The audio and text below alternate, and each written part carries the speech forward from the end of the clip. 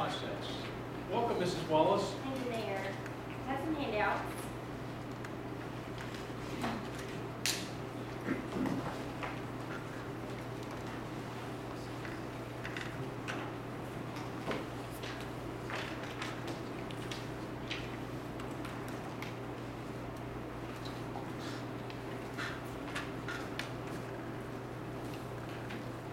As you are well aware, there were several charter amendments that the citizens of Killeen passed just recently. One of those charter amendments had to do with the reporting structure of the internal auditor. The city auditor now reports to you, the governing body. It is a completely independent practice of any other department or division within the city. The job description is attached to the memo that I just passed out to you, so that you can see that we've made that change in the job description. Also attached to the information that I just passed out is the 2013 audit plan. This is just a plan so far. It's a working document, so it can be changed with the changes in the risk levels in the departments. If I do have to make any major changes, I'll obviously report that to you. The audit process, just a quick general overview of what I do when I do an internal audit. I'll go out to the department and get an initial assessment of what's going on, the processes and procedures in place, research what they're doing, and get a good understanding of what's going on. Then I'll test those processes and make sure that what they told me they're doing is what they're doing, and make sure that it's actually a good practice. And I'll document any findings or recommendations and distribute that report to the city manager, who will then distribute the report to the staff involved. And that way there's some accountability at the top level going down. The audit reports, I'm proposing that we set up an audit committee made up of a couple of council members and the mayor. Of course, that'll be your decision, but the audit reports that I do present would be presented to the audit committee in that case. I would presume that they would meet quarterly and as needed for decision, obviously. And going forward, I just wanted to talk about a couple of things that I kind of have on the horizon to raise awareness with the department. Currently, we don't have a section on the city website that talks about fraud, waste, and abuse and a complaint form maybe that could be utilized for citizens. Currently, the fraud hotline that we do have is only published in the ethics policy and the fraud policy. Those are employee policies. So it's not widely known, and it's very, very rarely used, I think one time since 2008. So I'm proposing maybe we set up a section on the city website and talk about that, and put the fraud hotline out there for citizens to see as well, and put a complaint form on the website that will allow citizens to report any kind of fraud, waste, and abuse that they see, so it can be investigated promptly. And also, the mayor suggested maybe putting posters out for employees to see at employee bulletin boards. That would be helpful, and I think it would be very easily seen. Do you have any questions for me? I'd love to answer. Any questions, Mrs. Wallace? Councilmember Oakray? Yes, Mr. Wallace, how long will it take to get that website up? That's going to be a question for Hillary Shine, she's our Public Information Director. She is currently without a webmaster.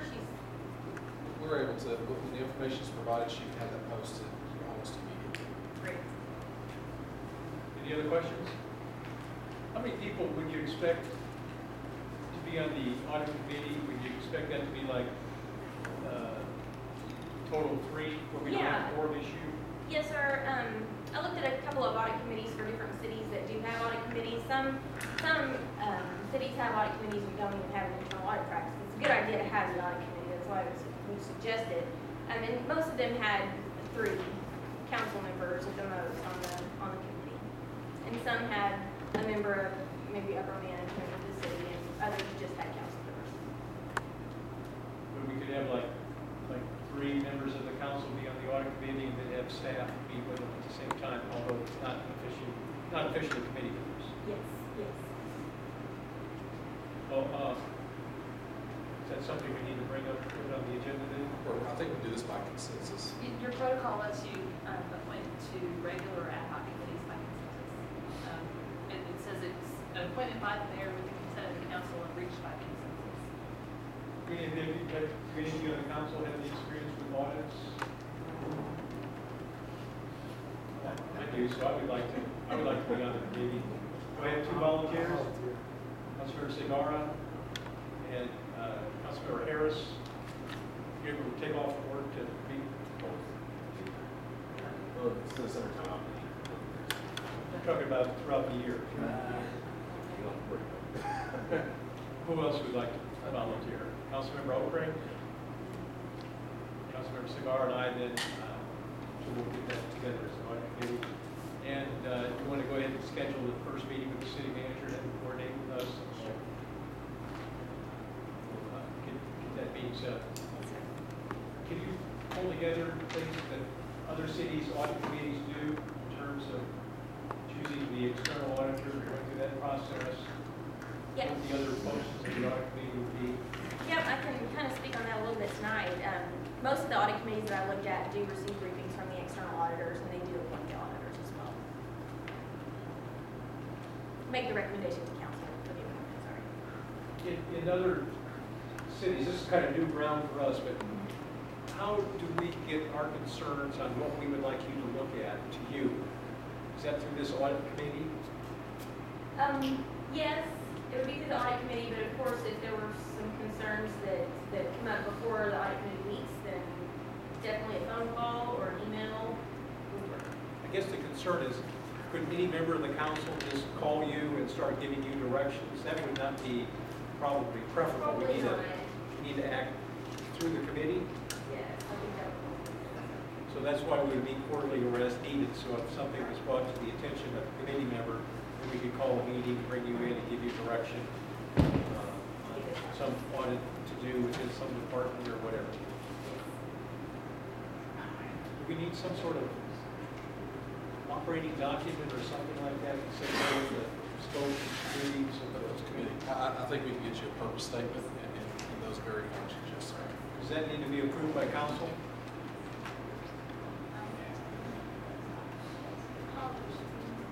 It's a policy statement? So we would bring it up as an agenda item, have discussion and flesh it out, workshops, and approve it formally. Councilmember Clark? Right. Well, let's get in some samples of what other cities do. Plagiarism is a good thing to do in this uncharted area, right? Yeah. That'll at least give us some good ideas. And let's get that set up sooner rather than later with the meeting. So someone from staff coordinate our schedules and see if we can all get together sometime for the next couple of weeks. Yes. Yes. Anything else you wanted to present to us today? That's it? Councilmember Segar. Just for clarification, since now we have you reporting to the council, maybe done here, but you're still in deployment with the city, That's correct. so like when it comes to, let's say, evaluation and stuff, is that going to be the council's responsibility? In the past, the city manager was the one that did that? Correct. Going forward, it will be the same. So is that something we're going to have to do like on an annual basis? Yes.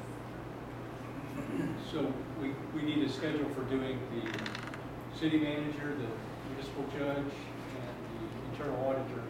Probably try to do all those in the same month. We were doing the city manager in April. Maybe we could do everybody in April. That way we get all these things out of the way. And for administrative purposes, timesheet approval and all that kind of thing, you still come under the, how does that work? There's some discussion on that right now, sir. I know, that's why I brought it up. How are we gonna do Yes, that? our city attorney, Kathy had some concerns about that in particular, and she figured it would be best practice and consistent across the board to structure it the same way as the city manager and the judge are. The city manager and the judge both report to you as well, and obviously the city manager doesn't sign his own timesheets. I think you're right. I think we can't do it any differently than we do the other two employees. So I guess for all purposes, you would come under us. Now, how would that work? Let's say vacation time. Right. Or how does all that work? There could be some lead time given for that. I think it'd be fairly seamless operation. Currently, what Ms. Wallace would have done if she was taking a vacation, she would let me know that, note that, we would track her time and so forth. We can provide tracking of timesheets to you so you'd be aware of those very instances. So there are times sick leave and other leave that might come about, and that can be important to you as well. So, Madam City Secretary, acting, whatever, City Attorney. I'm sorry. If we as a committee, the audit committee, had a staff person, like the city manager, could we ask that person to do some of these administrative functions for the audit committee, acting on behalf of the council, or not? I think that's some of where Kathy's concerns were, but I think that's kind of what you're already doing with the judge, for example. If the judge is going to be out of town, my understanding is he lets the city manager know, and if he's going to be out for an extended time, he lets him know. I think that delegation of administrative duties is probably fine. I don't think it has to be spelled out. That should be part of our policy then? I think it would probably be in the policy. I don't know that it has to be. All right. And which city attorney is going to come to our committee and help us with this? It's probably Kathy. Do you have anything else, Mrs. Wallace? No, sir. Well, welcome aboard.